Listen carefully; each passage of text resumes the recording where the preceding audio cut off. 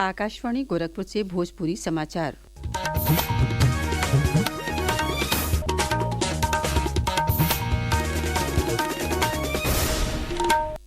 नमस्कार।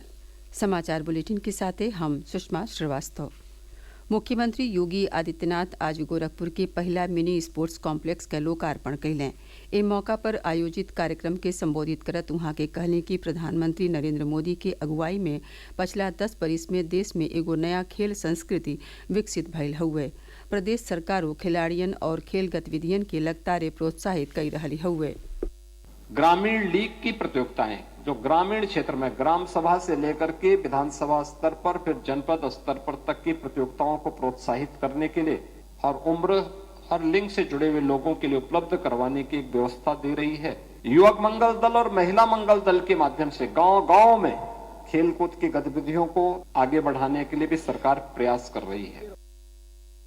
इससे पहले मुख्यमंत्री गोरखपुर के राप्ती नदी के किनारे स्थित तकिया घाट के जल शोधन कार्य का निरीक्षण कैलें। ए मौका पर उहाँ के कहले कि हर मनई के साफ पानी के आपूर्ति कैले के उद्देश्य से शहरी क्षेत्र में अमृत मिशन और ग्रामीण क्षेत्र में जल जीवन मिशन शुरू कैल गयल हउवे। प्रधानमंत्री मोदी की प्रेरणा से स्वच्छ भारत मिशन पूरे देश के अंदर लागू हुआ। हर व्यक्ति को शुद्ध पेयजल की आपूर्ति करनी है। इसके लिए भी शहरी क्षेत्र में अमृत मिशन और ग्रामीण क्षेत्र में जल जीवन मिशन प्रारंभ हुआ। हर घर नल के माध्यम से घर घर तक शुद्ध पेयजल उपलब्ध कराने के कार्यक्रम प्रारंभ हुए। प्रदेश का नगर विकास मंत्री सुरेश खन्ना आज वाराणसी के सर्किट हाउस में बैठकी कई के जिला में चली रहल विकास योजना के समीक्षा कैलें। बैठकी में बोलत उहाँ के कहली कि सज्जो योजना के गुणवत्ता के साथ समय से पूरा कर लिहल जाए। एमे कौनो तरह के लापरवाही बर्दाश्त नहीं कैल जाई। उहाँ के कहली कि प्रयागराज के महाकुंभ में ढेर संख्या में श्रद्धालु आई हैं और ओमे बहुत से श्रद्धालु दर्शन पूजन बदे बनारसो पहुंची हैं।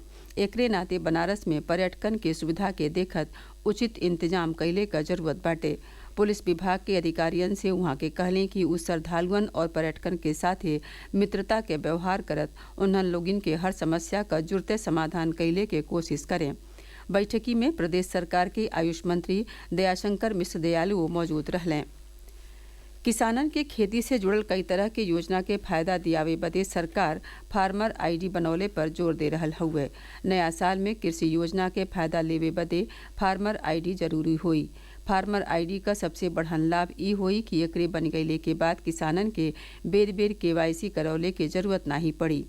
अब पीएम किसान सम्मान निधि, फसल बीमा और कृषि के औरियो सरकारी योजना के फायदा फार्मर आईडी के आधारे पर दिहल जाई।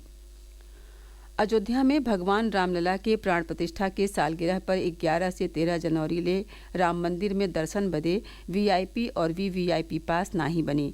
श्री राम जन्मभूमि तीर्थ क्षेत्र ट्रस्ट का महासचिव चंपत राय बतौलें कि प्राण प्रतिष्ठा के सालगिरह पर आयोजित होने वाले प्रतिष्ठा द्वादशी समारोह का शुभारंभ मुख्यमंत्री योगी आदित्यनाथ 11 जनवरी के करी हैं। 3 दिन के यही आयोजन में धार्मिक अनुष्ठान के साथ ही सांस्कृतिक कार्यक्रमों हुई। राष्ट्रीय जांच एजेंसी एनआईए का लखनऊ स्थित विशेष अदालत कासगंज में बरिस 2018 में गणतंत्र दिवस के दिन ने तिरंगा यात्रा के दौरान भइल चंदन गुप्ता हत्याकांड में 28 दोषियन के उम्र कैद का सजा सुनौले हुए।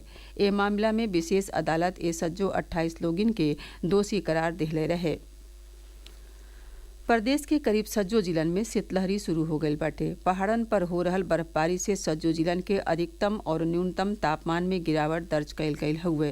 प्रदेश के पूर्वी जिलन में शीतलहरी और कुहेसा के प्रकोप बढ़ले से जनजीवन प्रभावित होखे लागल बाटे। मौसम विभाग के मुताबिक फिलहाल कुहेसा पड़ले का सिलसिला जारी रही और तापमान गिरले से कड़ेर ठंडी पड़त रही। और गोरखपुर का जिलाधिकारी ठंडी के नाते दर्जा 1 से 8 तक के सज्जो विद्यालयन के 6 जनवरी ले बंद रखले का निर्देश देले हुए। एक रे साथ ही भोजपुरी समाचारन का ई बुलेटिन पूरा भइल। नमस्कार।